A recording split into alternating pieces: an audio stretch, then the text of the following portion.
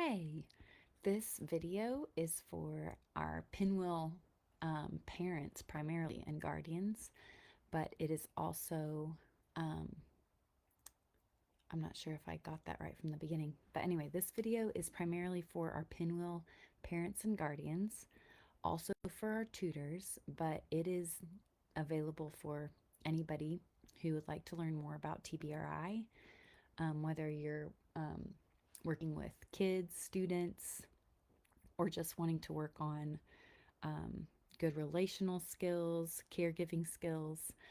So, this is a quick intro video to what TBRI is.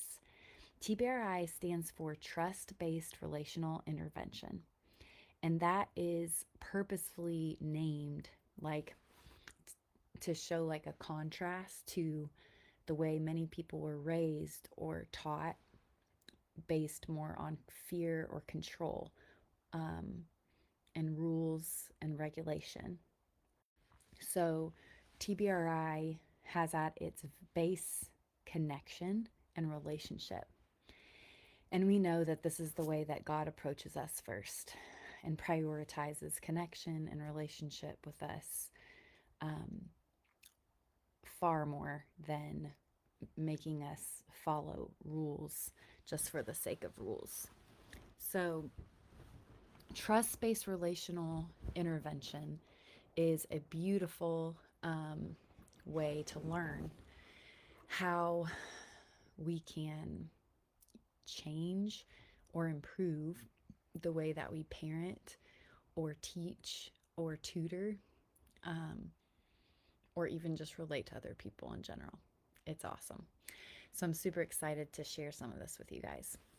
It is really related to the three pillars of trauma wise care. So I'm going to show you a little picture of that so you can get just the picture in your head. Okay, these three pillars of trauma wise care, you have felt safety, connection, and self regulation. So if those pillars were broken or absent in your life to any degree or at any point, then you probably experienced relational trauma to some degree or another. So if you ever didn't feel safe, you might have been safe, but you just didn't feel safe. Or you might have truly not been safe and you could feel that. Um, then that causes trauma and affects the way that your actual brain works and responds, and whether you're able to think clearly, or even develop the ability to think clearly and plan ahead and think things through. Because when you don't feel safe, you stay in your the survival part of your brain, which is called the amygdala. So, felt safety is a super important pillar that we want to provide for other people. And we do that in a wide variety of ways. But one of those is by learning how to be aware of our own emotions and how our voice sounds, how our face looks, being just growing and being self aware and being able to regulate our emotions, um, identify them and regulate them through different things that help us. Different things help different people. It could be breathing, it could be getting some time by yourself. Maybe you need more sleep, maybe you just need a snack, maybe you need to just slow down and count to 10. There's a lot of ways like that we can calm down, but providing that calm presence for other people and a predictable calm where we aren't going to be, yelling or blowing up at them at different times helps others to feel safe around us and can prevent or it can even heal trauma and damage in our brain that has happened before. So that's a huge deal. The felt safety. You saw that second pillar was connection. And this is like a nurturing, um, attentive, intentional relationship with someone. So there's a whole lot we can talk about with this later about attachment and how we feel nurtured and valued by others. But it's just good to know that, like, if, we ever felt not seen, not valued by, you know, our parents or by others in our life, again, that is how we suffer relational trauma. And it does affect our brain, our body, like our, even our immune system. So, um, if you've ever been in any kind of abusive relationship or inconsistent relationship with a caregiver or a close partner, then you have most likely experienced relational trauma and had that pillar be broken and unstable in your life. But again, it can be healed the same way it was broken, through good, consistent connection. And you can learn how to seek that out and build that, which is a really hopeful thing. And you can provide example of that to your kids, and be consistent for them and value them and practice seeing them and practice hearing their voice. That's amazing. And the third pillar was self regulation, which, um, there's some connection to that with felt safety. Um, but the ability to self regulate comes from observing someone else who has that ability to self regulate, being um, coached along or kind of guided along in self regulation. And that should be, through your primary attachment figures, like your mother, your father, or your, primary guardians in childhood. But if you didn't have that example, you can still find an example like that in maybe your local church or a support group with a leader.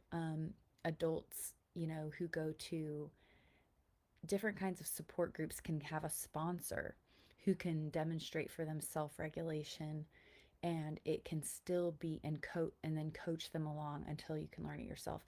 Nowadays you can, find probably a lot of good advice about this even on the internet, or people demonstrating role playing, walking you through what that looks like to be able to self-regulate.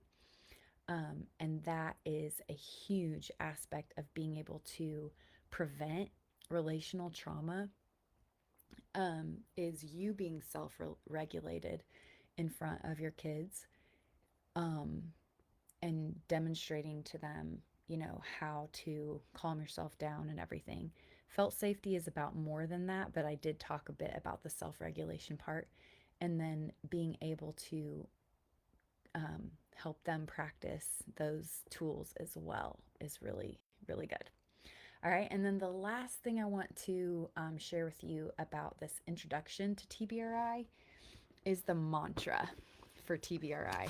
And I encourage you to write this down somewhere, because the more you think about it and the more you practice the different things we're going to talk about with TBRI, the more these kind of can be a mantra and something you go back to a lot to help you like anchor in some of these practices and principles. All right. So here is a little picture of the mantra. Let's see if I can find it. There we go. Stay calm no matter what. So we know that relates back to self-regulation and felt safety and encourages connection. You have see the need behind the behavior. Okay. So when you're self-regulated, you are able to think more clearly, and you see a child's behavior and you can not identify them by that behavior and start, condemning them or calling them names or just venting your frustration, because you're able to manage your own emotions. And then you can think and you can become that detective that your child needs, because they are not able to do that in that moment. A lot of time they aren't really very aware of, or they haven't identified what they truly need. And so they are venting that confusion through an inappropriate or out of order behavior. Okay. So when you stay calm, you can then see the need behind the behavior. And again, it could be something super practical, like they need a snack, they need some water, they are not hydrated, they are tired, they are worn out from their day. Something hard might have happened to them that day, and they haven't been able to talk about it or process it or deal with it in some, productive way. They might want something, they might be disappointed. So the more you are able to identify your emotions, the more you can help them to identify their emotions, which is super key to them being able to self regulate. If you practice together doing breathing exercises, if you take them on a walk, if you take them on a car ride, sometimes that really helps kids to talk about things because they're not having to look you in the eye, and they don't feel quite as vulnerable. They have that felt safety of just being in the car, buckled up, going somewhere, where they're going to get a snack or a drink. And you might be able to figure out what the need is under why they're acting the way they're acting.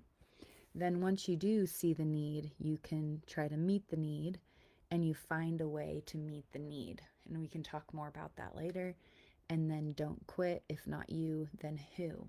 So, being just like, imagine if there was like some kind of movie or TV show where there's a detective, and it's like supposed to be a 10 episode show, and um, they don't figure things out in the first episode, and then they just give up, and the rest of the show is just showing the consequences of them giving up. It wouldn't be a great show, right? So you'd probably quit watching after the second episode when you realize, like, oh, they're really not going to try to figure out what happened. They have given up at the first obstacle. So, a lot of times when kids are acting out, there really is almost 100% of the time just a need that they have that you are able to meet in some way. And we will talk more about that in one of our future TBRI videos. Thanks for watching.